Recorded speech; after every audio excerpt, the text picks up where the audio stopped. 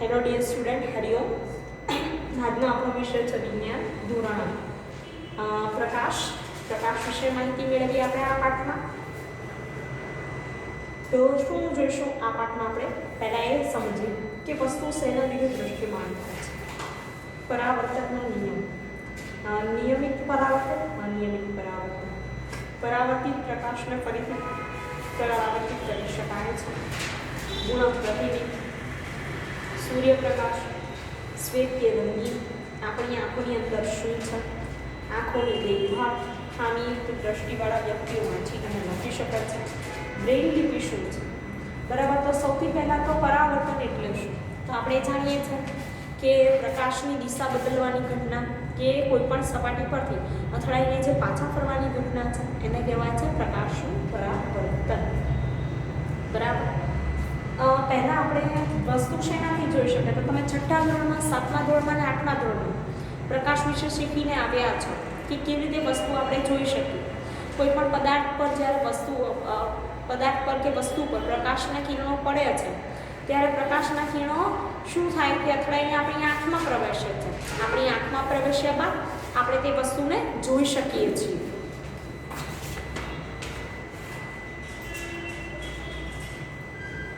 પ્રકરણ 16 પ્રકાશ.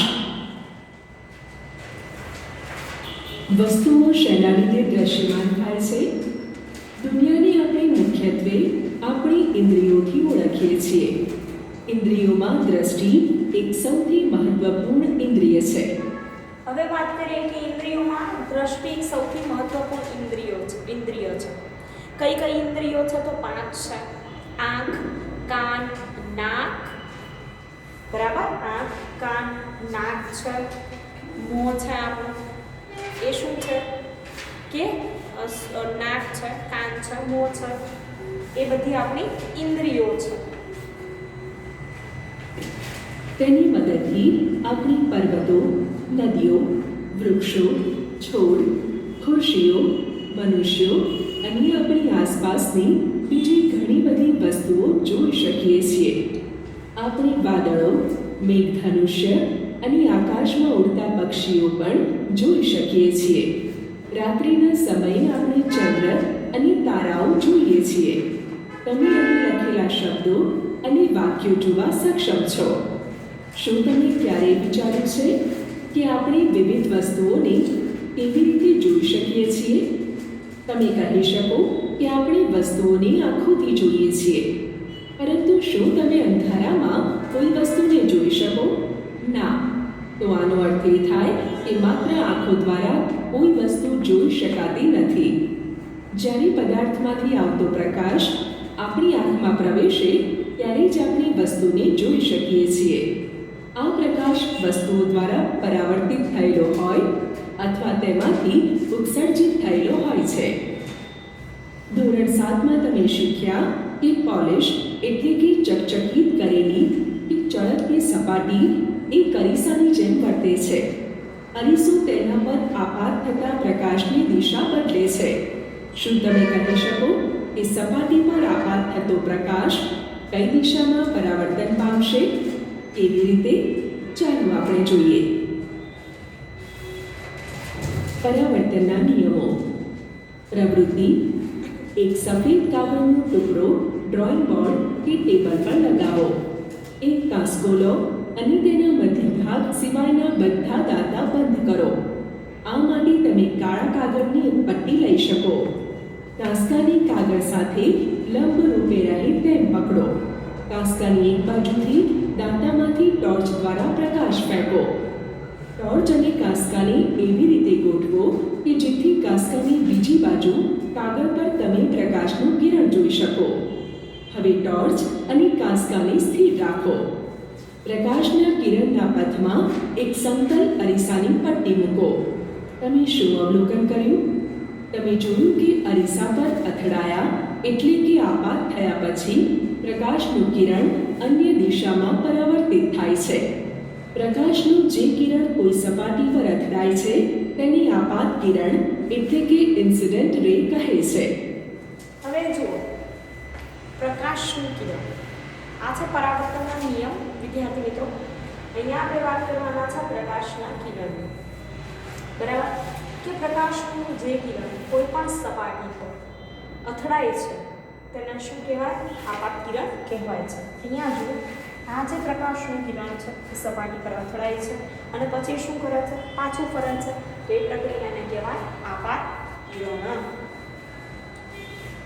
જે કિરણ સપાટી પરથી પરાવર્તન પામીને પાછું આવે છે તેની પરાવર્તિત કિરણ એટલે કે રિફ્લેક્ટેડ રે કહે છે. જે કિરણ સપાટી પરથી પરાવર્તન પામીને પાછું આવે છે તેને પરાવર્તિત કિરણ એટલે કે રિફ્લેક્ટેડ રે કહે છે. યાદ રાખજો, પરાવર્તન પામી પાછું આવે તેને કહેવાય પરાવર્તિત કિરણ. પ્રકાશનું કિરણ એક આદર્શ રૂપ છે. વાસ્તવમાં આપણી પાસે પ્રકાશનો સાંકડો કિરણપુંજ એટલે કે બીમ હોય છે, જે ભિન્ન ભિન્ન એટલે કે અલગ અલગ કિરણોનો બનેલો હોય છે. સરળતા ખાતર આપણે પ્રકાશના સાંકડા કિરણપુંજ માટે કિરણ શબ્દ ઉપયોગમાં લઈએ છીએ. હવે જો સરળતા ખાતર આપણે પ્રકાશના સાંકડા કિરણપુંજ માટે કિરણ શબ્દનો ઉપયોગ લઈએ છીએ. યાદ રાખજો કે આ જે દેખાય છે કિરણ એની વાત છે. તમારા મિત્રની મદદથી કાગળ પર સમતલ અરીસાનું સ્થાન, આપાત કિરણ અને પરાવર્તિત કિરણ દર્શાવતી રેખાઓ દોરો. હવે અહીંયા જો કાગળ પર સમતલ અરીસાનું સ્થાન, બરાબર, કાગળ પર સમતલ અરીસાનું સ્થાન, આપાત કિરણ, પરાવર્તિત કિરણ દર્શાવતી આપણે શું કરવાનું છે? રેખાઓ દોરવાની છે. આ છે આપણું આપાત કિરણ, આ છે આપણું પરાવર્તિત કિરણ. આપણે રેખાઓ દોરીએ. અરીસો અને કાંસકો દૂર કરો. જે બિંદુએ આપાત કિરણ અરીસાને અથડાય છે ત્યાં અરીસો દર્શાવતી રેખા સાથે 90 ડિગ્રીનો કોણ બનાવતી રેખા દોરો. હવે જુઓ કે અહીંયા વાત કરીએ છીએ આપાત કિરણની, તો જે બિંદુએ આપાત કિરણ અરીસાને અથડાય છે ત્યાં અરીસો દર્શાવતી રેખા સાથે 90 ડિગ્રીનો કોણ બનાવતી રેખા દોરવાની છે. આપાત કિરણ છે અથડાઈને પાછું ફરી પરાવર્તિત કિરણ, અહીંયા વચ્ચે શું કરવાનું છે? તો એક કોણ બનાવતી રેખા દોરવાની છે. આ રેખા એ પરાવર્તન સપાટીને તે બિંદુ પાસે દોરેલો લંબ એટલે કે નોર્મલ કહેવાય છે. લંબ અને આપાત કિરણ વચ્ચેના કોણને આપાત કોણ એટલે કે એંગલ ઓફ ઇન્સિડન્સ ખૂણો I તથા લંબ અને પરાવર્તિત કિરણ વચ્ચેના કોણને પરાવર્તન કોણ એટલે કે એંગલ ઓફ રિફ્લેક્શન ખૂણો R કહે છે. હવે જો વિદ્યાર્થી મિત્રો કે વચ્ચે એક લંબ દોર્યો આપણે, બરાબર, સમજવા માટે. તો આ જે આપાત કિરણ છે એ આપાત કિરણ અને આ જે લંબ છે, આપાત કિરણ અને લંબ વચ્ચે જે આપાત ખૂણો બન્યો એને આપણે આપાત ખૂણો કહીશું. ખૂણો બન્યો આપાત કોણ પણ કહેવાય I. અને લંબ અને પરાવર્તિત કિરણ છે જે એ બંને વચ્ચે, લંબ અને પરાવર્તિત કિરણ વચ્ચે જે ખૂણો બન્યો છે એને કહેવાય પરાવર્તન કોણ. આપાત કોણ અને પરાવર્તન કોણ માપો.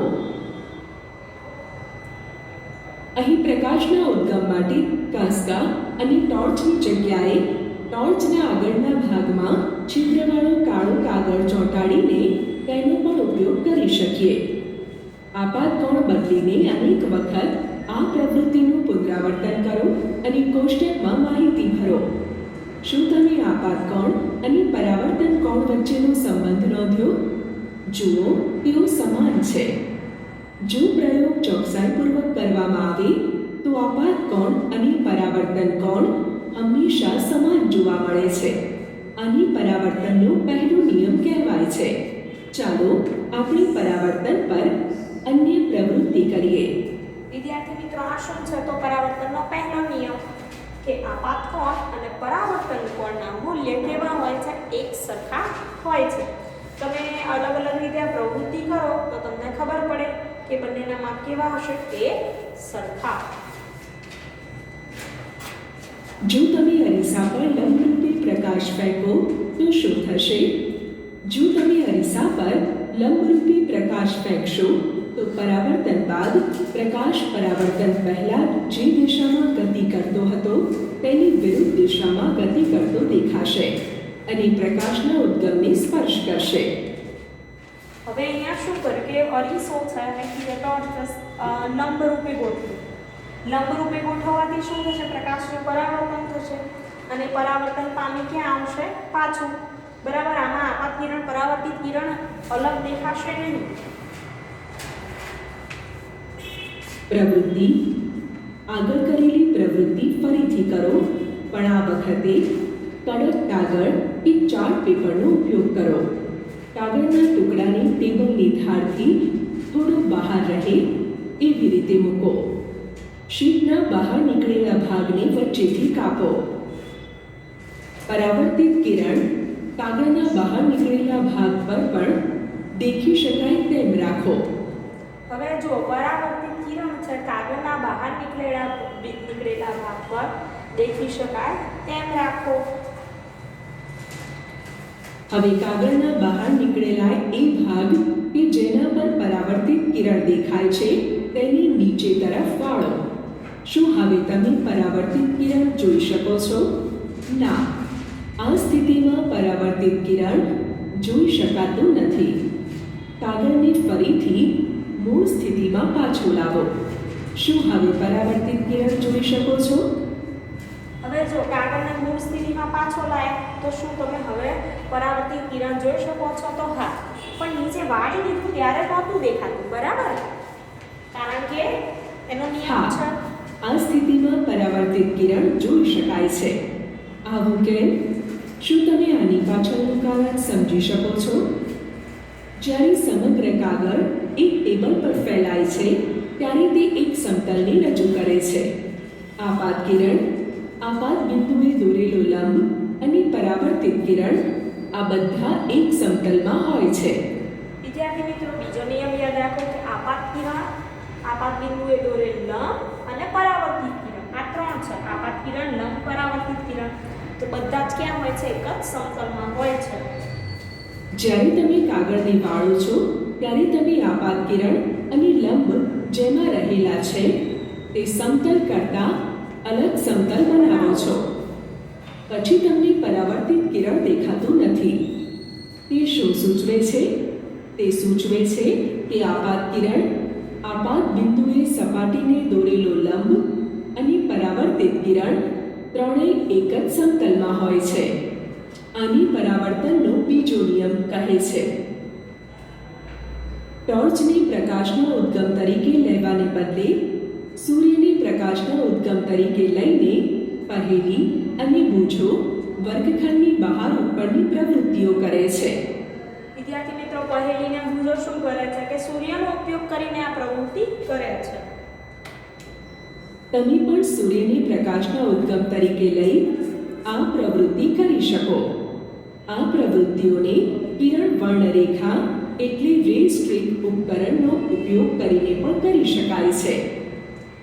શેનો? કિરણ વર્ણરેખા એટલે કે રે સ્ટ્રીક ઉપકરણનો ઉપયોગ કરીને પણ કરી શકાય છે. આ ઉપકરણ NCERT દ્વારા તૈયાર કરેલી કીટમાં મળે છે. બૂझो અને સાથે સાથે તમે પણ ધોરણ 7માં સમતલ અરીસા વડે રચાતા વસ્તુના પ્રતિબિંબ વિશે થોડા ગુણધર્મો એટલે કે લક્ષણો ભણ્યા હતા. તે ગુણધર્મો પહેલીને યાદ છે. શું તમને યાદ છે? ચાલો જોઈએ. પ્રતિબિંબ અરીસાની પાછળના ભાગમાં રચાય છે. પ્રતિબિંબ સીધું વસ્તુ જેટલા જ પરિમાણ ધરાવતું અને અરીસાથી વસ્તુ ગોઠવી હોય તેટલા જ અંતરે રહેલું હોય છે. વિદ્યાર્થી મિત્રો, પ્રતિબિંબની વાત છે કે પ્રતિબિંબ ક્યાં રચાય છે? અરીસાની પાછળના ભાગમાં રચાય છે. પ્રતિબિંબ સીધું વસ્તુ જેટલા જ પરિમાણ ધરાવતું અને અરીસાથી જેટલા જ અંતરે વસ્તુ ગોઠવી શકાય તેટલા જ અંતરે રહેલું હોય છે. ચાલો આપણે સમતલ અરીસા વડે રચાતા પ્રતિબિંબ વિશે થોડું વધારે સમજીએ. પ્રવૃત્તિ. સમતલ અરીસા PQની સામે પ્રકાશનું એક ઉદ્ગમ O મૂકો. સમતલ અરીસા PQ પર બે કિરણો OA અને OC આપાત કરો. સમતલ અરીસા PQની સપાટી પર બિંદુ A અને C પાસે લંબ દોરો. હવે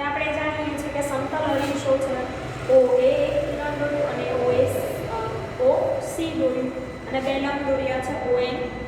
પછી બિંદુઓ A અને C પાસે પરાવર્તિત કિરણ દોરો. પણ આ કિરણો તમે કેવી રીતે દોરશો? પરાવર્તનના પહેલા નિયમનો ઉપયોગ કરી પરાવર્તિત કિરણો દોરી શકાય. AB અને CD ને અનુક્રમે પરાવર્તિત કિરણો કહો. તેમની આગળની દિશામાં લંબાવો. શું તેઓ એકબીજાને મળે છે? ના, તેઓ એકબીજાને મળતા નથી. હવે તેમને પાછળની દિશામાં લંબાવો. શું હવે તેઓ એકબીજાને મળે છે? હા, હવે તેઓ એકબીજાને મળે છે. જે બિંદુએ તેઓ મળે છે તે બિંદુ માટે I અંકિત કરો. જુઓ, પરાવર્તિત કિરણો E પર રહેલા અવલોકનકર્તાની આંખોને બિંદુ I માંથી આવતા હોવાનો ભાસ થાય છે, કારણ કે પરાવર્તિત કિરણો વાસ્તવમાં I પર મળતા નથી, પરંતુ મળતા હોવાનો આભાસ થાય છે. એટલે આપણે કહીએ છીએ કે વસ્તુઓનું આભાસી પ્રતિબિંબ I પર રચાય છે.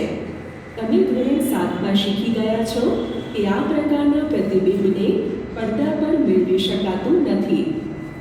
તમને યાદ હશે જ કે અરીસા દ્વારા હવે આપણે જાણીએ છીએ કે પ્રતિબિંબના બે પ્રકાર છે, આભાસી પ્રતિબિંબ અને વાસ્તવિક પ્રતિબિંબ. વાસ્તવિક પ્રતિબિંબ એટલે શું? તો એને પડદા પર મેળવી શકાય છે. અને આભાસી પ્રતિબિંબ એટલે શું? કે જેને પડદા પર મેળવી શકાતું નથી. તો અરીસા દ્વારા રચાતા પ્રતિબિંબમાં વસ્તુનો ડાબો ભાગ જમણી બાજુ અને જમણો ભાગ કઈ બાજુ દેખાય છે? ડાબો બાજુ દેખાય છે. આપણે ધોરણ 7માં શીખી ગયા છે. રચાતા પ્રતિબિંબમાં વસ્તુનો ડાબો ભાગ જમણી બાજુ અને જમણો ભાગ ડાબી બાજુ દેખાય છે. આ ઘટનાને પાર્શ્વ વ્યુત્ક્રમ એટલે કે લેટરલ ઇન્વર્ઝન કહેવાય છે. નિયમિત અને અનિયમિત પરાવર્તન. પ્રવૃત્તિ. જુઓ, અહીં અનિયમિત સપાટી પર સમાંતર કિરણો આપાત થાય છે. યાદ રાખ. હવે જુઓ, નિયમિત અને અનિયમિત પરાવર્તન એટલે શું? રાખો કે પરાવર્તનના નિયમો સપાટી પરના દરેક બિંદુ માટે માન્ય છે. વિવિધ બિંદુઓ પર પરાવર્તિત કિરણો રચવા આ નિયમોનો ઉપયોગ કરો. જુઓ, પરાવર્તિત કિરણો એકબીજાની સમાંતર નથી અને આ કિરણો જુદી જુદી દિશાઓમાં પરાવર્તિત થાય છે. માટે અનિયમિત સપાટી વડે થતા પરાવર્તનમાં પ્રતિબિંબો રચાતા નથી. જે પરાવર્તનમાં આપાત કરેલા બધા જ સમાંતર કિરણો સમતલ સપાટી પરથી પરાવર્તિત થયા પછી સમાંતર હોતા નથી તેવા પરાવર્તનને વિખરાયેલું કે અનિયમિત પરાવર્તન કહે છે. યાદ રાખો કે વિખરાયેલું એટલે કે ડિફ્યુઝડ પરાવર્તન એ પરાવર્તનના નિયમોની નિષ્ફળતાને કારણે નથી, તે કાર્ડબોર્ડ જેવી પરાવર્તક સપાટીની અનિયમિતતાને કારણે હોય છે. બીજી બાજુ અરીસા જેવી લીસી સપાટી દ્વારા થતું પરાવર્તન એ નિયમિત પરાવર્તન કહેવાય છે. નિયમિત પરાવર્તન વડે પ્રતિબિંબો રચાય છે. શું આપણે બધી વસ્તુઓને પરાવર્તિત પ્રકાશના કારણે જોઈ શકીએ છીએ? તમારી આસપાસ લગભગ બધી વસ્તુઓ તમને પરાવર્તિત પ્રકાશના કારણે દેખાય છે. ઉદાહરણ તરીકે, ચંદ્ર એ સૂર્યમાંથી પ્રાપ્ત પ્રકાશને પરાવર્તિત કરે છે. આ રીતે આપણે ચંદ્ર જોઈએ છીએ. જે વસ્તુઓ બીજી વસ્તુઓના પ્રકાશમાં ચમકે છે તેમને પરપ્રકાશિત એટલે કે ઇલ્યુમિનેટેડ વસ્તુઓ કહે છે. આપણી આસપાસના ઝાડ, મકાન, માણસો, સૂર્યમાળાના ગ્રહો વગેરે પરપ્રકાશિત એટલે કે ઇલ્યુમિનેટેડ વસ્તુઓના ઉદાહરણો છે. કેટલીક વસ્તુઓ સ્વયંનો પ્રકાશ ઉત્સર્જિત કરે છે, જેમ કે સૂર્ય, આગ, મીણબત્તીની જ્યોત અને વિદ્યુત બલ્બ. તેમનો પ્રકાશ આપણી આંખો પર પડે છે. જે વસ્તુઓ પોતાનો પ્રકાશ ઉત્સર્જિત કરે છે તેને સ્વયં પ્રકાશિત એટલે કે લ્યુમિનોસ વસ્તુઓ કહે છે. જો પરાવર્તિત કિરણો અન્ય અરીસા પર આપાત થાય તો શું તે ફરીથી પરાવર્તિત થશે? ચાલો આપણે જોઈએ. પ્રકાશને પરી વિદ્યાર્થી મિત્રો, આ વિડીયોમાં આપણે એટલે સુધી માહિતી રાખીશું. તમે શું જોયું? તો આ વિડીયોમાં તમે જોયું કે પરાવર્તન એટલે શું, પરાવર્તનના નિયમ જોયા કે આપાત કિરણ, પરાવર્તિત કિરણ અને સપાટી પર દોરેલ લંબ ત્રણે એક જ સમતલમાં હોય છે. પછી કે એને લંબ રૂપે પરાવર્તન કરી શકાય નહીં પ્રકાશના કિરણનું. આપાત કોણ, પરાવર્તન કોણના મૂલ્ય કેવા હોય છે? એક સરખા હોય છે, બરાબર. અને આપાત કિરણ અને પરાવર્તિત કિરણ છે લંબની સામે વિરુદ્ધ દિશામાં આવેલા હોય છે. એ ઉપરાંત તમે નિયમિત પરાવર્તન, અનિયમિત પરાવર્તન જોયું કે નિયમિત પરાવર્તનમાં શું થાય? તો નિયમિત પરાવર્તનમાં જે પ્રકાશના કિરણો છે એના પરાવર્તિત જે કિરણો હોય એ નિયમિત પરાવર્તનમાં સમાંતર હોય. અનિયમિત પરાવર્તનમાં કેવા હોય? તો એકબીજાને સમાંતર હોતા નથી, આડાઅવળા હોય છે. અને નિયમિત પરાવર્તનમાં નીચી સપાટી અને અનિયમિત પરાવર્તનમાં સપાટી કેવી હોય છે? ખરબચડી હોય છે. તો તમે પાઠ્યપુસ્તકમાં પાઠનું વાંચન કરતા રહેજો અને વિડીયો જોતા રહેજો. Thank you.